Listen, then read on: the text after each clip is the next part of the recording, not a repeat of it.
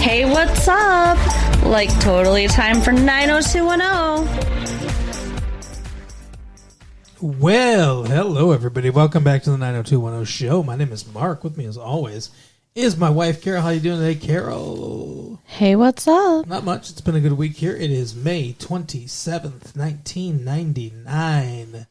Happy birthday to Carol. Happy birthday to a beautiful, beautiful wife and life partner and tape-making partner. Thank you, sweetie. I'm glad I get to be a tape-making partner with you, too. Yeah. So, And maybe baby-making partner at some point. oh, my. You know. Way to tip our hand. I mean, not anytime soon, but I don't know, maybe someday. But speaking of babies. What a weird segue. This baby was not good. What? This episode of 90210 that we watched, entitled Beheading St. Valentine. It was a decent episode, I guess. Yeah, I guess. I mean, I don't know what the fuck is wrong with Dylan. Yeah, so I guess let's start with Dylan and Gina and all that shit. So, like, David's the one that's supposed to be bipolar, but Dylan's the one that's acting like he's manic. It's fucking weird. I mean, he didn't act like this when he was on drugs, but now he's going to act like this because he's not on drugs. So we start the episode with Gina doing she's a personal trainer to the rich now, apparently. Like, she's just fallen into that because she was an Olympic athlete. She was? Well, she was an Olympic hopeful or something, I guess. I don't know. She was a figure skater. Or, skates. Uh-huh. And then she didn't quite make it or whatever. I think they said she was on the new U.S. national team. And then they've talked about it just vaguely in the background. And then she was doing that, ice capades or whatever thing, and she got fired from that. So presumably she knows something about training and exercise and everything, but she's training rich people. And Dylan... Someone's at the door. She's training this rich woman, and Dylan comes to the door. It's insane because the lady says, "Oh, would you get that?" What if the lady had answered the door instead of her? Yeah, exactly. Like, what is he going to be like? Can I just fuck her for a second? Thanks. Right.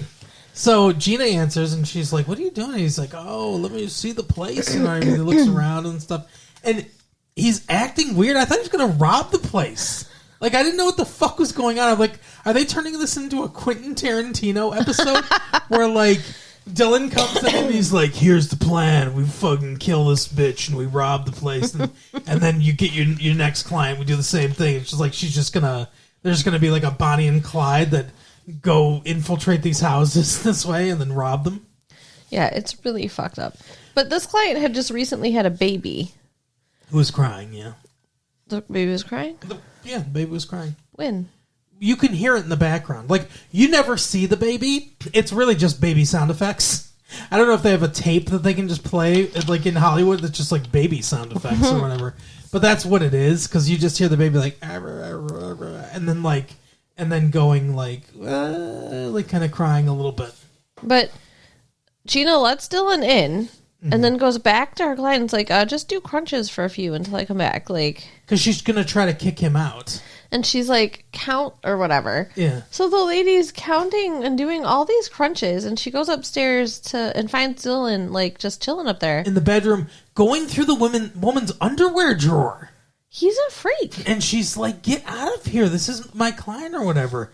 And he's like, come on, or whatever. And, like... He starts putting his hands on her and everything, looking at her tits. Like, it's weird because there are a couple scenes in this where he is just like, I think he's making an acting choice. I don't think that Luke Perry's just a pervert or whatever. Right. But he is really just staring at her chest, just like in the scene, and you can tell. Mm-hmm. So that's why I think it's an acting choice, because it's very obvious. Yeah. And yeah, he's like, come on, let's go. He's like, I'll be quick. And you can hear the lady on the baby monitor counting. And presumably they just like fuck there listening to her count. Yeah, aren't baby monitors two ways? No, I don't know why you would think that. Because like the parent needs to be able to hear the baby without waking the baby up. They are not two ways. Oh, okay. Well, why is because I guess if she was upstairs, she can hear the baby downstairs. Yeah. Okay, I guess that makes sense. She just happened to have it set up in that way. Like, I think the baby was downstairs with her. Yeah. And she had a baby monitor in the bedroom and just never turned it off from when she was asleep or whatever. Yeah, I agree. But yeah, so then they fuck. Yeah. Listening to this woman go, 61, 62. And that lady's belly's going to be so sore. Yeah, no shit. I mean, that's not good personal training, Gina. No. So then we get and Matt doing that stupid like I'm riding a horse thing or whatever. Yeah, I don't understand what they do with these intros. Oh my god, it's terrible. But anyway, so Dylan and Gina, where else does that go? Well, I mean, I know that they go out on Valentine's Day and there's like a scene where he is pushing her up against a tree and trying to fuck her. Like, did they even go on a date? Like, or was he just like, forget about the date, let's just go have sex? I feel like that's what happened. That's what he said. And she's like, come on, like, I want to go on a date or whatever. They go to a nice restaurant and they're talking and everything. And she's trying to talk. And she's like, look over there, Dylan. You see those two people? How she's talking and he's listening to what she's saying and stuff like that. He's like, come on, whatever, and he's like, you know, this place isn't for me. Like, you know, I'd be a saint if this place was for me, and if I'm gonna be a saint, I want to go marching in or whatever. And then he starts to sing when the saints go marching in. Yeah, like he's acting like he's high all the time, and they're like, hey, can you please stop? And he's like, no, come on. Like he stands up and he's like, everybody, and he gets the people in the restaurant to start singing with him. And he picks Gina up. And she's like riding on his back and everything. And the guy's smiling, but he's like, okay, you gotta go now, you know, everything. And so they sing that as they're leaving, as they're walking out of the restaurant. And that's when they're walking alone and he pushes her up against the thing and she's like, come on, stop. Would you stop, please? And he's like, no, I just want. He's like reaching into her shirt and shit like that and everything. And this guy goes, hey, you okay? Yeah. And Dylan turns around and he's like, yeah, I'm fine. And he's like, I was talking to her, idiot. And she's like, yeah, thank you. You know, she says, thank you for asking. Yeah. Thank you for stopping and asking. Before this too, Gina's kind of acts weird too, because before this happens, she's like, Dylan's like, hey, why don't you sleep at your own place tonight? And I'm going to sleep at my place.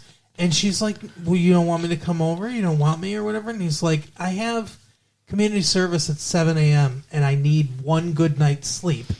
Not an unreasonable request. Yeah, so apparently they're having quite a bit of sex to the point that he is fatigued. But he wants to. Right. And she's like, oh, come on. Like, and she starts taking off her shirt. Oh, yeah, that was weird, too. She starts unbuttoning her shirt. And he's like, what, are you just going to, like, strip naked if I don't say yes? This is in the parking lot of the Peach Pit. Yeah, they're in the park. I forgot to mention outside. They're in the parking lot of the Peach Pit in front of his motorcycle and everything. He had wanted an espresso earlier, and that's like, oh, sorry, the machine's broken. And she's like taking off her shirt. She's down to her bra. She takes off her bra, and he's like, I'm supposed to not like this, or like this is supposed to be a threat, you know? And she takes off her bra. Nat comes out, and he hides her behind him. Dylan hides Gina behind him, and Nat's like, oh, Dylan, the espresso machine's working again. If you want an espresso, he's like, it's okay, Nat, it's okay. And like, she's taken off her bra. She throws it in front of Dylan or whatever. I guess Nat doesn't see. I thought Nat had kind of a smile on his face. I think Nat knew something was up. I thought he could see something, but Dylan goes, come on, he's got a bad heart. Just so funny. And like, he's like, fine, okay, we'll go to your place or whatever. They like kiss and stuff like that. But like, It's fucked up too. Yeah. Yeah, their relationship's getting weird real fast. So she says to him, like after the tree incident, they're still at the tree. He's like, what do you want from me, Gina? And she's like, I want, like, she goes, all you care about is sex. All you care about is having sex with me. All you care about is my body, like all this shit and everything. He's like, what do you want? I don't even know what you want. And she goes, I want us to go home and just talk, be together, just like, I think she's something about like him holding her or something. Yeah. So like not have everything revolve around sex. And he's like, let's go home. So I guess presumably that's going to happen now, that he'll give her that night that she wants. Yeah. But why is he acting like a maniac? I don't know. It doesn't make any sense. I don't like it. Like, I was glad they brought him back. Mm-hmm. I thought that he had, a good story around him, and now they're making him weird. Yeah, I don't know what they're going to do, like, with this. Like I said, Gina was acting weird, too, though. Mm-hmm. Gina's also, there's, like, a little bit of crossover with her and Donna and Noah, because she keeps intimating to Noah that they fucked that night that he can't remember. Well, because Donna finds the pictures of them in the photo booth, which that had come up that happened weeks ago. Yeah. And they brought it back.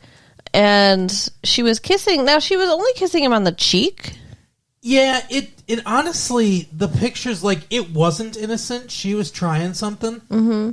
And now she doesn't care anymore, really. But, like, it looks fairly innocent, honestly. Mm-hmm. I think Donna sort of overreacts to this. Donna's reaction only makes sense if she actually knows what was going on. Right. Which she wouldn't.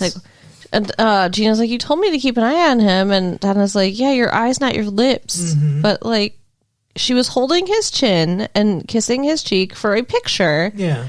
I mean, it's maybe not the best look for your cousin and your boyfriend, but... Right. It's not the worst. It wasn't helpful that Noah was like, because she's like, well, what about it, Noah? What the fuck, Mm-hmm. And he goes, I don't even remember that night. Yeah. I was blackout drunk. And she's like, oh, that makes it better. And the last time he didn't remember a night, he raped Valerie. Right. So, like, yeah, that's, not great. Yeah, that's true. That's a valid point. So He's not the best boyfriend. I can understand why she'd be upset hearing that news. Yeah. But yeah, Gina was like, oh, nothing happened and everything. And then Noah kind of calls her out. He sort of gets it, but not really. Where he's like, you've been causing problems for me and Donna or whatever. I think you like that, when we have problems or whatever. Yeah. And she's like, oh, I'll tell you what, you fucking loved my problems that night or whatever. My problems being my vagina. Yeah, she does. She keeps telling, every time they're alone, she's like, oh, that night and stuff. Like, yeah, trying to make him think something happened. Oh, it makes me sad that you don't remember what happened between us that night and everything and stuff. It's mean. It's mean-spirited. Yeah, because they didn't have sex either. Like, she's making this up. Like, she tried. Like, in my opinion, he was like a sexual assault victim almost that night. Yes. He was like blackout drunk, and she was trying real hard to get in his pants and then set him up like that. So I think that she's very villainous when it comes to them. Yeah. And it makes me mad because I like her character otherwise. Yeah, that's the weird thing, is that she's almost schizophrenic or whatever, like split personality, because when she's not around Donna, she's cool. And, like, I understand her personality, and, like, she's seen, what the stuff she wants is all reasonable and shit, right? Like, just a boyfriend to love her and everything. Mm-hmm. But yeah, when she gets around Donna and Noah, it's no good. She turns into a fucking snake. Yeah, just because she's so jealous of Donna. Not fair. She also takes Gina takes Dylan at one point to her old elementary school and talks about the first time that she lost and everything, and how the medal that this kid that beat her in skating is probably still up there and everything. And I thought they were going to, like, steal it or something. I thought something was going to happen with that, but they just kind of abandoned that. Yeah, that would have been on brand for them for sure. Yeah. But that's essentially kind of the end of their storyline for, this episode anyway. Yeah, I mean, like, I'm curious where the writers are going because I feel like they're laying the foundation for something. Yeah, it'll be interesting to see. You want to talk about Steve next? Sure. Because his is fairly short. Short and stupid, as per usual. He's interviewing bikini-clad women for... And, I mean, there are a lot of them are very attractive. Mm-hmm. But he's interviewing bikini-clad women for the paper because he wants a page 3 girl. So... I didn't even know what that was. Did you know what that was before this episode? Yeah. In England, I think maybe it's the Daily Mail or I don't remember, the Telegraph maybe. I'm not sure. One of the England papers. New York has this too. I think it's a page 6 girl or whatever. There's I think maybe it's the New York Post or something like that. It's one of the shittier papers in New York. I mean, it's not the Times. Mm-hmm. But they have this, whatever, page 6 girl. It's almost like a calendar girl. Like every week or whatever, they have a new one and they give like her, it's like Playboy, centerfold kind of thing, where they give like her likes and dislikes and so stuff about her and whatever. But that's all it is. It's just a picture of a hot woman in a bikini. Yeah. And so it's Janet, sleazy. Yeah, it's associated with lower rent papers. right? Well, and it's all his is now. He's turned it into a tabloid. But yeah. Janet is very upset about it because she's jealous, because she's always jealous. He propositioned her to like be his girlfriend, I think more than once at this point. Yeah, and she turned him down. But she doesn't want him looking at anybody else or talking to anybody else. She needs to figure her shit out. She's pissing me off. Yeah, I agree. But so like he's getting sun. He's got a sunray lamp and everything. Why would you need that when you live in fucking Beverly Hills? Just go outside. I don't know. But he's like, oh, we gotta like. I needed to see him under the lights and everything. David's there too, also like helping to decide who gets picked. Yeah, David keeps helping him with his weird stuff. They're becoming real good buddies. Yeah, well, David wants to, see all the women too and stuff. Yeah. Well, Janet says something like, he's like, look, we're doing a public service or whatever, like doing this or whatever. And she's like, and if you two get serviced in the meantime or whatever, it's like, what the fuck? Are they like, the women have to fuck them in order to get into the paper? Is that what we're saying? I don't think so. I think she's just being snide. Because that's not cool. No, I don't think she's really accusing anybody of doing anything. But anyway, while he's there, Janet's like goes behind him or whatever. Like she's gonna put on lotion for him. That's right. He wanted suntan lotion, and she's like, "What the fuck's this?" And we get an extreme close up of a very nasty looking mole. And I really wonder if they found a cancerous mole to take a picture of, or if they made that thing out of putty, because it looks nasty. It's got hair sticking out of it. Yeah. Ugh. She was like, "It looks like Al Gore, Vice President of the United States." So Steve has to go to a dermatologist to get it checked out.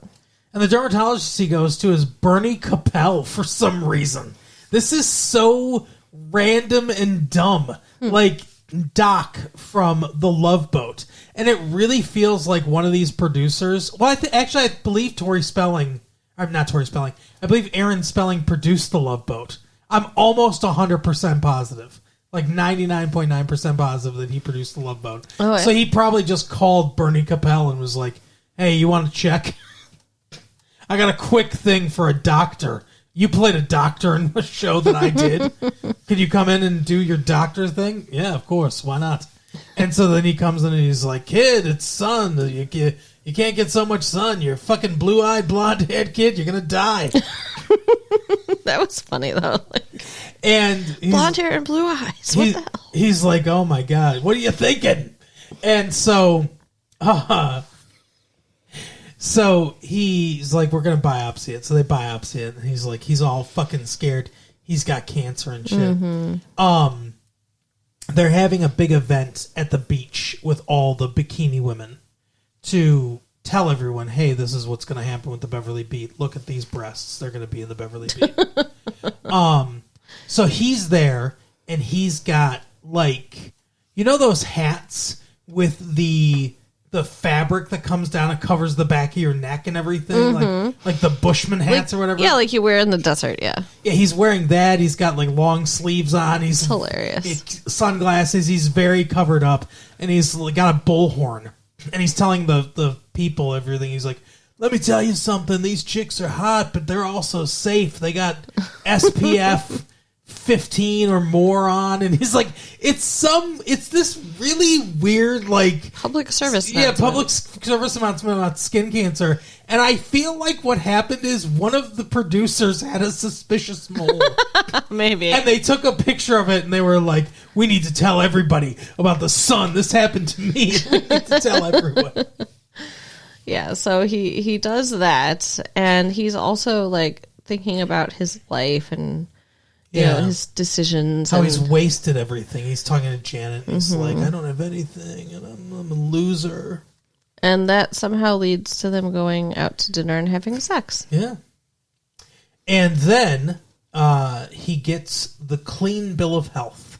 They're at the Peach Pit after dark, and he's like, "It's fine." Like, they thought maybe it was whatever, some carcinoma, a precancerous type of thing, but now they think it's okay, and they've removed it, and everything's great. And all the bikini women are there, and they're like, "Steve, dance with us." And he's like, "Janet, come on." Like, you know, she's like, "I liked the contemplative Steve that, you know, was like really down in his life and was depressed." And he's like, "Yeah, but, you know, I got 60 years to think about all the stuff I'm going to do. Let's dance." Right. He is supposed to be like 22 or whatever, so I guess that makes sense. But Janet's just like, Janet kind of hangs back. I don't think she actually goes and dances. Well, I wouldn't want to dance with all those blonde-haired, big-bosomed women either. All the bikini women surround him, and like they're doing like a jumping dance. Yeah, I mean, like, she just had sex with him. She shouldn't have to compete for his attention with a bunch of women. I agree. He shouldn't be, like, you know, schmoozing with the women either. But they both keep fucking with each other, so I only have so much sympathy. I mean, like, if she wanted to be his girlfriend, he would be her boyfriend, and he wouldn't be doing that. Yeah, and she needs to say it if that's what she wants. Because she keeps going back and forth. She can't decide. Yeah, I don't like it. Get it together, Janet. Yeah.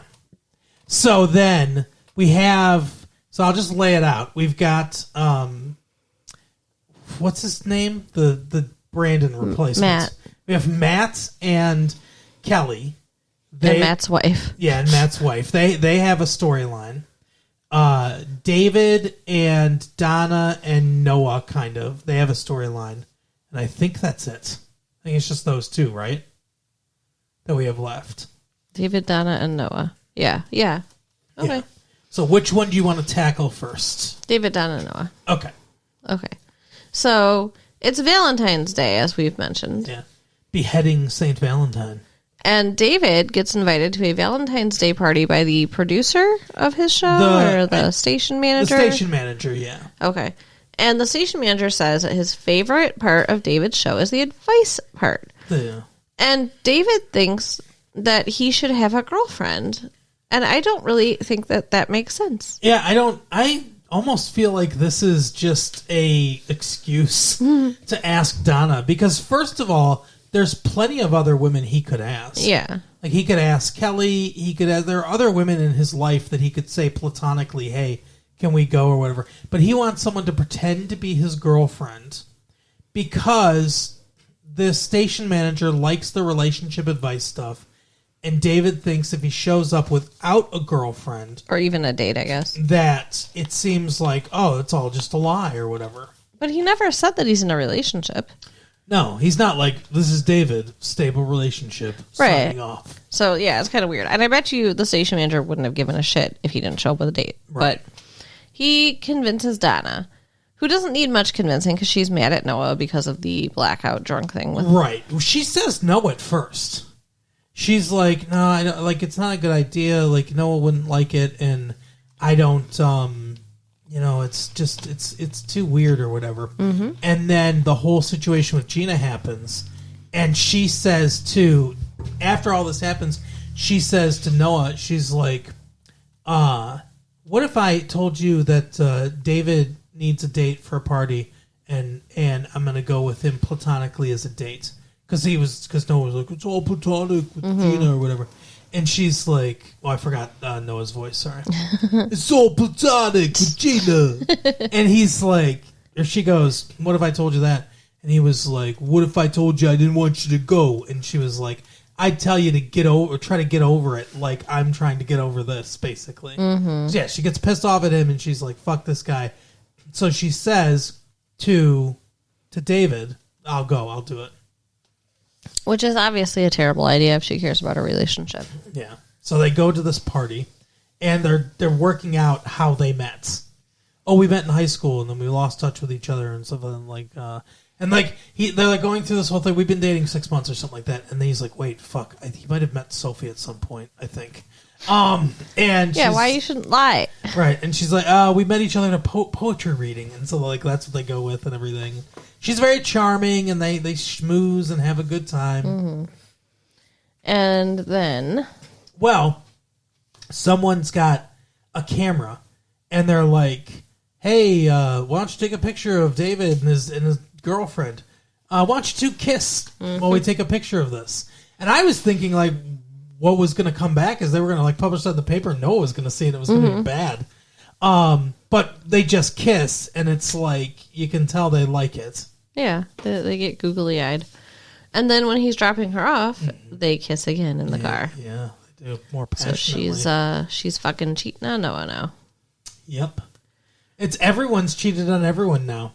Yeah. I don't think there's anybody left that hasn't cheated on somebody. Yeah, I agree. It's fucked. So, I mean, that's what I want, though. I want her and David together. I've always wanted her and David together. They're very, like, they're pushing in that direction a lot.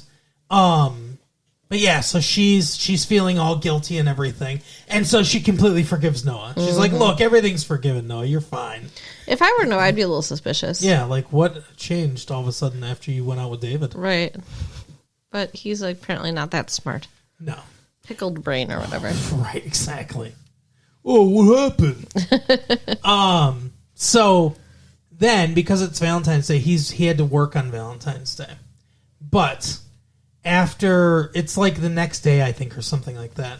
Or no, it's 2 a.m. on Valentine's Day, because David's still broadcasting. Oh, yeah. And he's like, I'll tell you what, I got a surprise for you. Hey, Wild Orchid, come on out. That's Noah. You all right over there? Okay. Sorry, everyone. It's all right. I forgot to turn off the alarm. Ah, we had an alarm going off. That's what it was. Okay. Anyway, sorry, everyone. So he's like, I got Wild Orchid to play for us. Come on, listen to Stacey Ferguson sing to you. Just the two of them. Yeah. That's weird. And they start dancing and everything, and they kiss, and David has to sit in the booth and fucking watch that shit. Yeah, that sucks. I don't know how Donna can do it. No, it's fucked up. Like she's a nicer person than that, I think. Because now everything's forgiven, you know. Now that he's had a band play for her. She really is kind of shallow. I don't like that. Yeah. That's her big character flaw. Yep. They all have at least one. Mm-hmm. But yeah, and that's kind of how that wraps up. Mm-hmm. Like it's heavily hinted that they're going to cause some problems because they want David and Donna back together. Yeah. Which so do I. So I agree. So then we've got Kelly and Matt and his wife. And I mean, really not a ton different happens here than's been happening the whole time. No. I mean, it's just Kelly is lamenting about, him being with his wife, and he tells her, he talks about, like, who does he love more or something. He gives her the story. First of all, he's like, look, I should have told you. We met in high school. By 19, we were engaged. By we got married. 20, we were married. 3 months later, she was hospitalized with schizophrenia.